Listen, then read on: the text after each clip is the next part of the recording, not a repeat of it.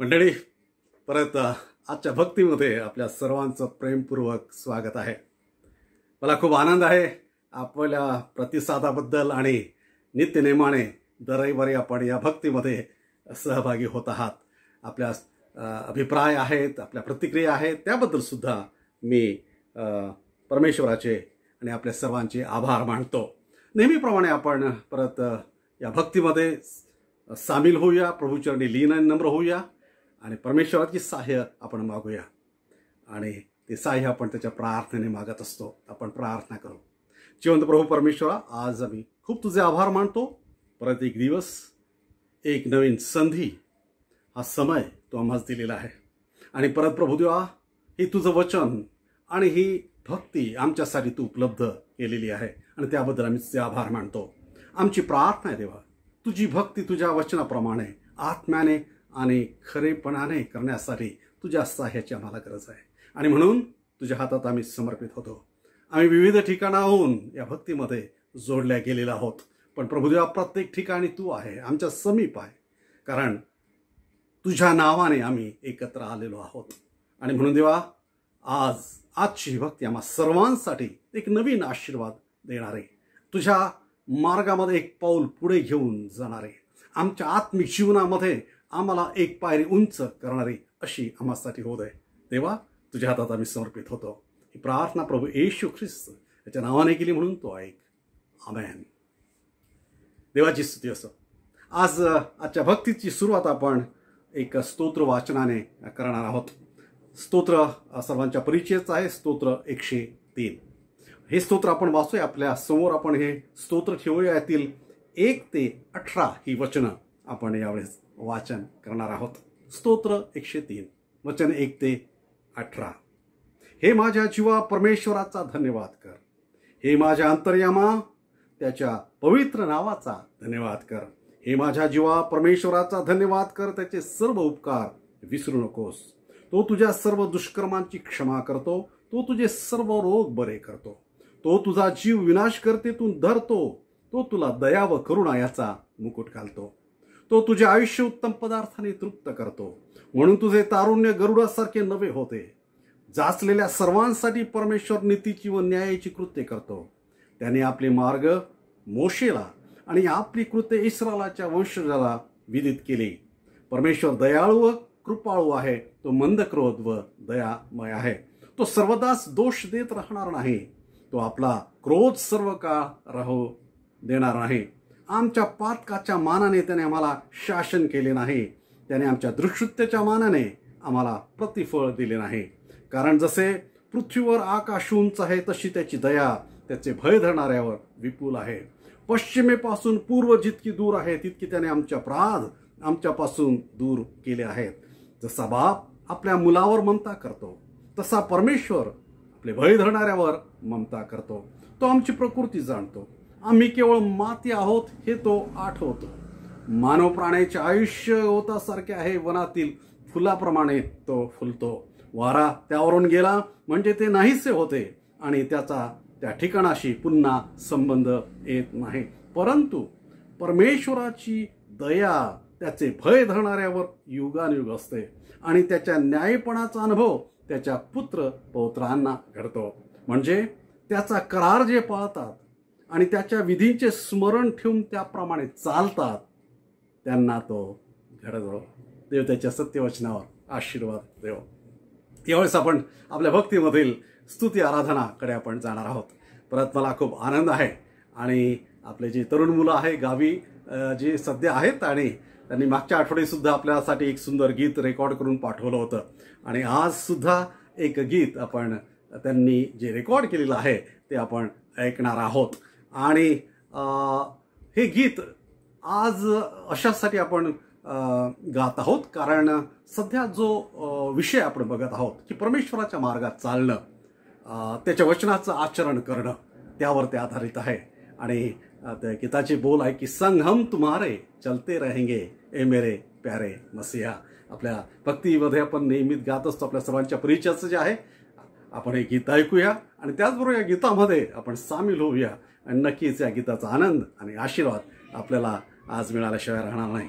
चला या गीतामध्ये आपण सामील होऊया। संगम तुम्हारे चलते रहेंगे ए मेरे प्यारे मसीहा।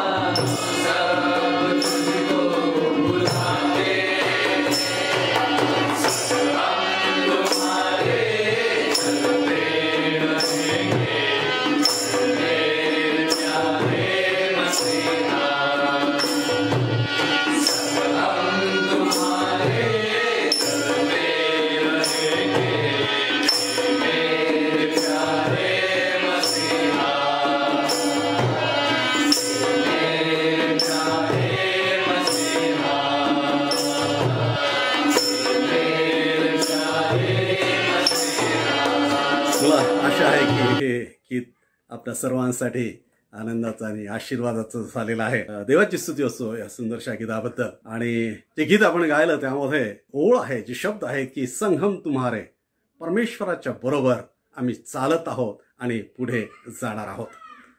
गेल्या काही संदेशांमध्ये ती गोष्ट आपण बघत आहोत की देवाचं वचन, होय देवाचं वचन ऐकणं ही एक बाजू आहे, ते वचन शिकणं ही एक बाजू आहे, ते ग्रहण करणं ही त्याची दुसरी पायरी आहे, ते विश्वासाने आपल्या मनामध्ये जपून ठेवणं ही त्याच्या पुढची भाग आहे।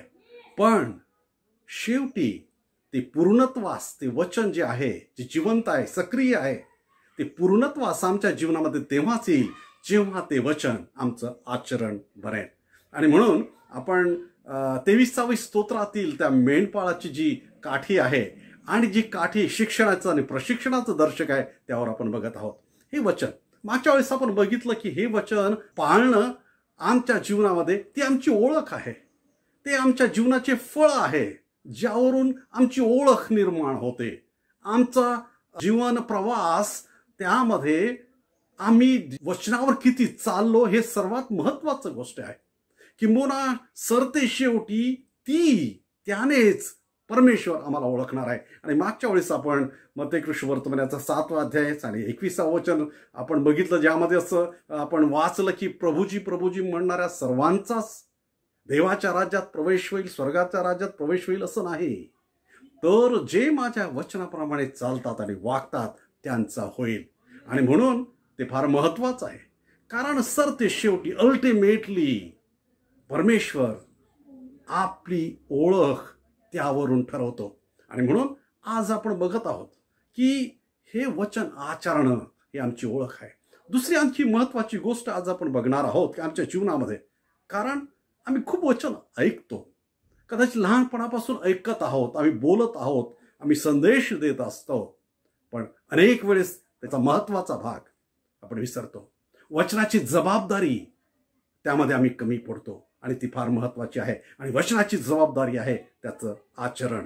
जोपर्यंत ते आम्ही आचरण करत नाही मित्रांनो, आमची खरी ख्रिस्ती ओळख होऊ शकणार नाही. किंबहुना फक्त विश्वास, वचन ऐकल्यानंतर आपण विश्वासाने ग्रहण करतो, पण आपण याकोबच्या पुस्तकामध्ये बघतो की त्या विश्वासाला सुद्धा जोपर्यंत आम्ही आचरणाची जोड देणार नाही, तो विश्वास आणि ती वचनं आपल्या जीवनामध्ये पूर्ण होऊ शकणार नाही. इतकंच काय, याकोबाच्या पुस्तकामध्ये 2रा अध्याय 19व्या वचनामध्ये आपण वाचतो, काय बरं म्हटलेलं आहे. त्यामध्ये असं म्हटलेलं आहे की एकच देव आहे असा विश्वास तू धरतोस काय, ते बरे करतोस.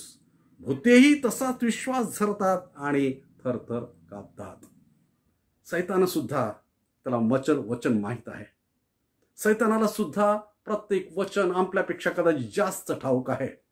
या वचनाप्रमाणे वाचतो ते विश्वास करतो आणि थरथर सुद्धा कापतो. पण जोपर्यंत ही वचनं आमच्या आचरणात येणार नाही मित्रांनो, तोपर्यंत ती आमची ओळख होणार नाही. दुसरी गोष्ट आज आपण बघणार आहोत. आपण बघितलं की वचनाचं आचरण हे आमची ओळख आहे. वचनाचं आचरण ही परमेश्वरावर असलेल्या आमच्या प्रीतीचं दर्शक आहे. आम्ही जर म्हणतो की परमेश्वरावर जर आमची प्रीती आहे, त्याचं दर्शक काय? परमेश्वरावर असलेली श्रद्धा, विश्वास आणि प्रीतीचे दर्शक अनेक आपण बघत आहोत. ज्ञान आहे, धर्म आहे, कर्म आहे, अनेक विविध गोष्टी. पण परमेश्वर काय, कशाने आमची प्रीती तो मोजतो? त्याच्यावरील योहान वर्तमान याचा 14वा अध्याय आणि फार सुंदर वचन त्या ठिकाणी आपण वाचतो. योहान 14 आणि 23 वचन. परमेश्वरावर तुमची प्रीती आहे काय? या वचनानुसार आपण बघूया काय म्हटलेलं आहे. योहान वर्तमान याचा 14वा अध्याय 23 वचनामध्ये येशूने त्याला म्हटले, ज्याची माझ्यावर प्रीती असेल तू माझी वचन पाळेल. ज्याची माझ्यावर प्रीती आहे तो माझी वचने पाळेल. परत 24व्या वचनामध्ये म्हटले, ज्याची माझ्यावर प्रीती नाही तो माझी वचने पाळत नाही.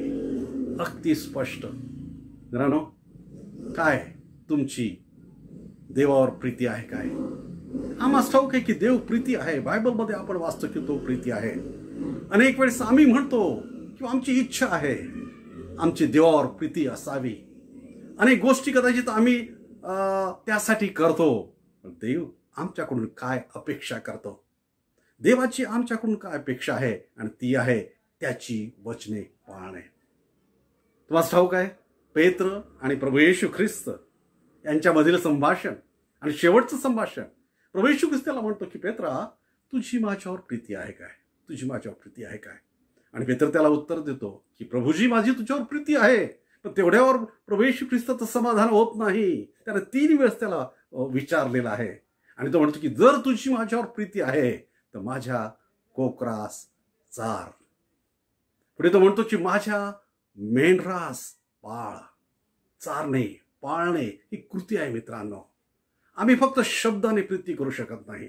आमची परमेश्वरावर प्रीती असण्याची इच्छा असून, इंटेन्शन असून ते उपयोगाचं नाही मी नेहमी म्हणतो की 1 action is better than 1000 intention. होय मित्रांनो, एक छोटीशी कृती आणि ती म्हणजे त्याचं वचन पाळणे, त्याच्या वचनात चालणे. परमेश्वर आमच्याकडून ती अपेक्षा करतो. मेंढपाळ आणि मेंढरू 23वा स्तोत्र. होय, ते मेंढरू त्याचं त्या परमेश्वरावर प्रीती आहे, कारण तो त्याच्या मार्गात चालत आहे.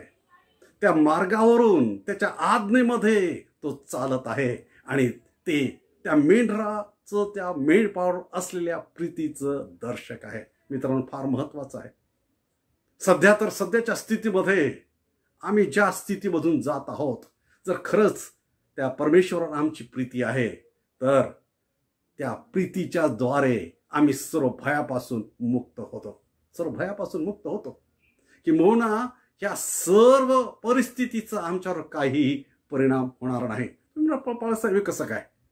प्रीतीचा आणि सध्याच्या परिस्थितीचा काय संबंध आहे? रोमकरास पत्राचा 8वा अध्याय. फार सुंदर वचन आहे.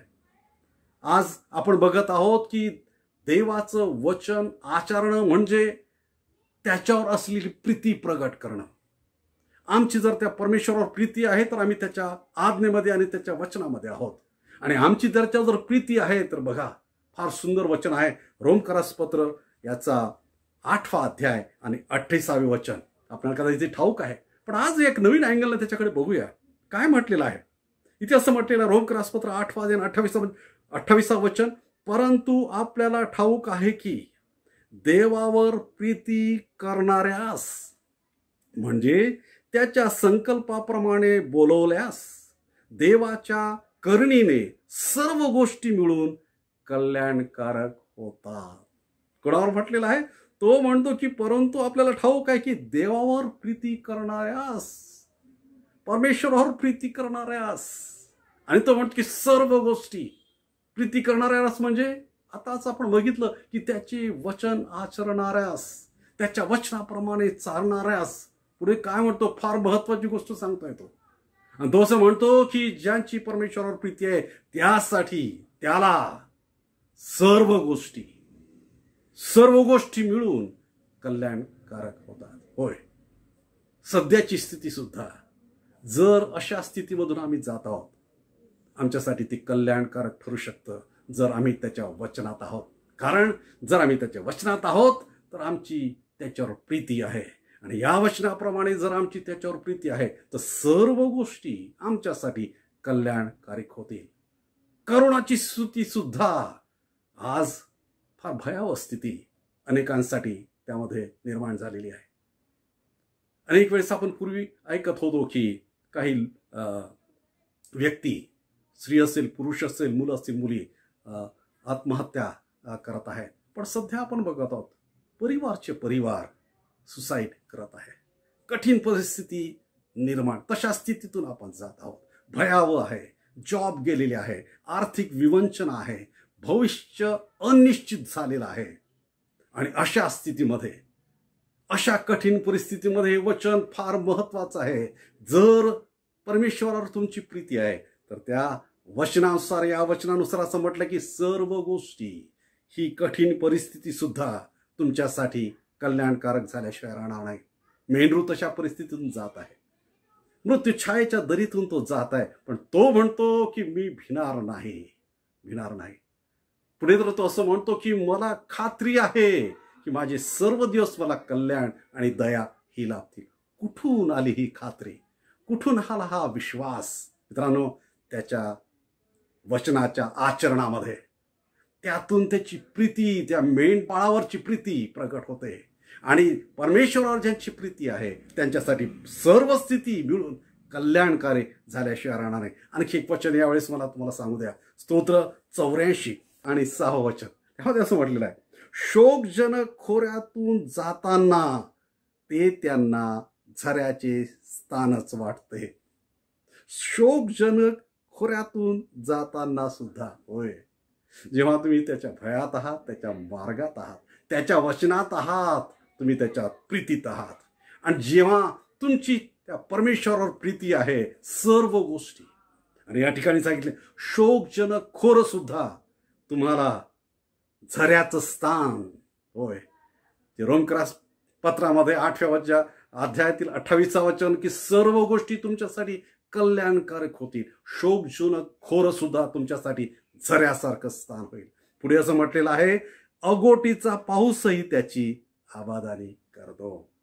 होय, अवेळी आलेला, अकाळी आलेला पाऊस सुद्धा तुम्हाला आशीर्वादित केल्याशिवाय राहणार नाही, जर तुम्ही त्याच्या वचनाप्रमाणे चालतात. मित्रांनो, आज आपण या स्थितीमध्ये सुद्धा अनेक वेळेस आपण नक्कीच भयभीत होतो, आपण निराश होतो, कष्टी होतो. पण जर तुम्ही त्याच्या मार्गामध्ये आहात, ही स्थिती सुद्धा तुमच्यासाठी कल्याणकारक झाल्याशिवाय राहणार नाही. आणखी एक स्तोत्र 128, त्या स्तोत्रामध्ये दावीद काय म्हणतो त्यामध्ये लिहिलेलं आहे, जो पुरुष परमेश्वराचे भय धरतो, जो त्याच्याच मार्गाने चालतो तो धन्य. पुढे असं म्हटलेलं आहे, तू आपल्या श्रमाचे फळ खाशील, तू सुखी होशील, तुझे कल्याण होईल. पुढे असं म्हटलं आहे, पहा, परमेश्वराचे भय धरणाऱ्या पुरुषाला असा आशीर्वाद मिळेल.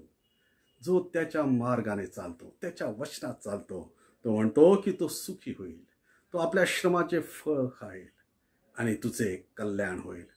ही स्थिती सुद्धा कदाचित आमच्या बुद्धीप्रमाणे, जगाच्या प्रेडिक्शन प्रमाणे, अनेक जे आर्थिक सल्लागार आहेत किंवा परिस्थितीचं अवलोकन करतात त्यांच्यानुसार कदाचित बिकट होणार आहे, बिकट होईल आणि कदाचित असेलही. पण लक्षात घ्या, परमेश्वरावर प्रीती करणाऱ्यांच्यासाठी सर्व गोष्टी मिळून कल्याणकारी होतात. मित्रांनो, काय परमेश्वरावर आपली प्रीती आहे? आणि जर प्रीती असेल तर वचन स्पष्ट आहे आणि प्रभू येशू ख्रिस्ताच्या मुखातील ते वचन आहे. जर तुमची माझ्यावर प्रीती आहे, प्रभू येशू ख्रिस्त म्हणतो, जर तुमची देवावर प्रीती आहे तर तुम्ही त्याच्या वचनात चालता. आज आपण निर्णय करूया त्याच्या वचनामध्ये चालण्याचा. आपल्याला वचन माहिती आहे, आम्ही आचरण किती करतो हा प्रश्न आहे. का महत्त्वाच्या गोष्टी आपण बघत आहोत. देवाच्या वचनाप्रमाणे चालणं ही आमची ओळख आहे. देवाच्या वचनामध्ये चालणं हे परमेश्वरावर असलेल्या आमच्या प्रीतीचं दर्शक आहे. देवाच्या वचनात चालणं, तिसरी गोष्ट आणि मी संपवतो. देवाच्या वचनात चालणं हे त्याच्याबरोबर असलेल्या जवळीकतेचं दर्शक आहे. मेंढरू त्याच्या जवळ चालत आहे, मेंढरू त्याच्या मार्गात चालत आहे, मेंढरू त्याच्या अगदी पावलावर पाऊल टाकून चालत आहे. जेव्हा आम्ही त्याच्या वचनात चालतो मित्रांनो, आम्ही परमेश्वराच्या जवळ आहोत. एक वचन मी वाचतो आणि त्यानंतर मी बंद करतो. कृष्णवर्तमानाचा 8वा अध्याय आणि 19 आणि 21. त्याची आई व त्याचे भाऊ त्याच्याकडे आले, परंतु दाटीमुळे त्यास त्याच्या जवळ येता येईना. तेव्हा त्याला सांगण्यात आले की तुझी आई व तुझा भाऊ तुला भेटण्याच्या इच्छेने बाहेर उभे आहेत. प्रभू येशू ख्रिस्ताबद्दल तो मंदिरात होता. त्याची आई आणि त्याचे भाऊ, त्याचे नातेवाईक हे मंदिराच्या बाहेर होते आणि त्याला ते भेटू इच्छित होते. आणि तेव्हा काय झालं? तेव्हा त्याने त्यास उत्तर दिले, हे जे देवाचे वचन ऐकणारे व पाळणारे तेच माझी आई व माझे भाऊ आहेत. फार सुंदर वचन आहे, फार महत्वाचं वचन आहे. तो म्हणतो की हे जे माझे वचन ऐकतात आणि त्याचबरोबर पाळतात तेच माझे खरे नातेवाईक, तेच माझ्या नात्यातले, तेच मला माझ्या सर्वात जवळचे. मित्रांनो, किती महत्वाची गोष्ट आहे. आणि म्हणून फक्त वचन ऐकणारे असून आम्हाला चालणार नाही. मेंढरू त्याच्या मार्गावर चालत आहे, त्याच्या त्या नात्यात आहे, त्याच्या त्या जवळच ते आहे आणि म्हणून त्याच्यावर प्रीती आहे आणि म्हणून त्यासाठी सर्व गोष्टी त्याला कल्याणकारी झाल्याशिवाय राहणार नाही. ती आशा त्याला आहे. तो म्हणतो की माझ्या आयुष्यातील सर्व दिवस, होय मित्रांनो, हा काळ आहे, हा काळ येईल, काळ निघून जाईल, होय, पण परमेश्वर आमच्या आयुष्यातील प्रत्येक दिवस आम्हाला कल्याण आणि दया अशी आशीर्वादित केल्याशिवाय राहणार नाही. त्या मार्गामध्ये आपण चालूया. येणारे दिवस अधिक या वचनामधून आपल्याला परमेश्वर आशीर्वादित करणार आहे. आणि म्हणून हे वचन फक्त ऐकणारे नाही, त्याच्यावर आपण मनन करू, आपल्या हृदयात त्याला स्थान देऊया. आणि त्याचबरोबर जी वचनाची जबाबदारी आहे आणि ते वचन आचरणाची, आणि ते आपण येणाऱ्या दिवसामध्ये त्याचं आचरण करूया. देव आपणास सर्वांस खूप आशीर्वादित करा. देवाची स्तुती असो सुंदरशा या वचनांच्या साठी. आज आपण परत आपल्या भक्तीमध्ये पुढे जाणार आहोत आणि या भक्तीतील विशेष प्रार्थना याकडे आपण वळणार आहोत. देवाची स्तुती करूया, कारण मागील सप्ताहामध्ये परमेश्वराने आपल्याला सांभाळलेला आहे आणि राखलेला आहे, तो चालवत आहे, आणि त्याच्या सहाय्याबद्दल त्याची स्तुती असो.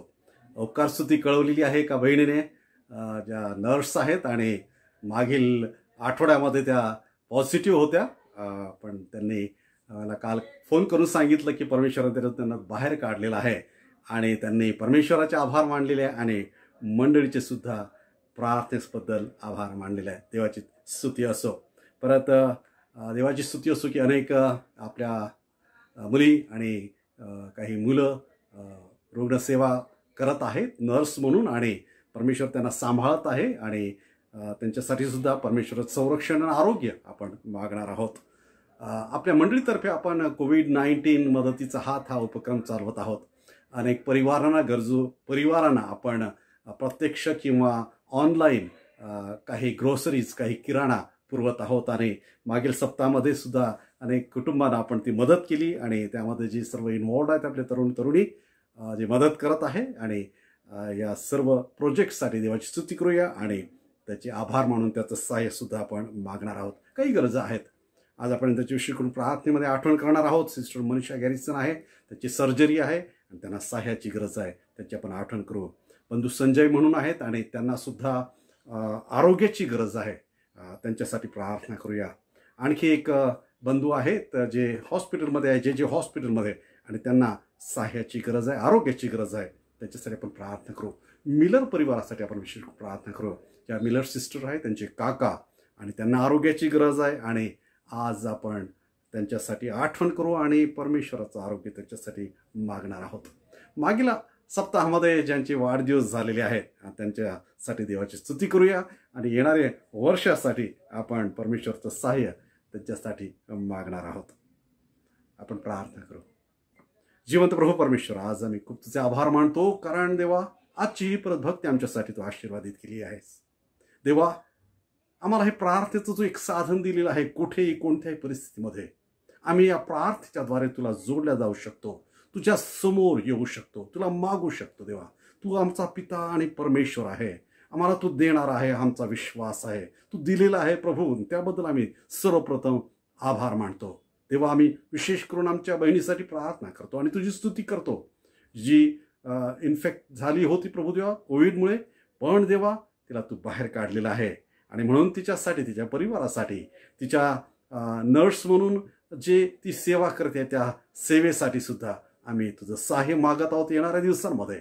आणि असंच देवा तुझं संरक्षण आमचे इतर जे मुलं आणि मुली अनेक हॉस्पिटलमध्ये काम करत आहेत, आमचे बंधू आणि भगिनी जे पोलीस डिपार्टमेंटमध्ये काम करत आहे, अत्यावश्यक सेवेमध्ये काम करत आहेत प्रभू, त्या सर्वांसाठी आमची प्रार्थना आहे की आज ज्यांना तुझ्या आरोग्याची आणि संरक्षणाची गरज आहे, कृपा करून ते संरक्षण त्यांना तू पुरव प्रभू.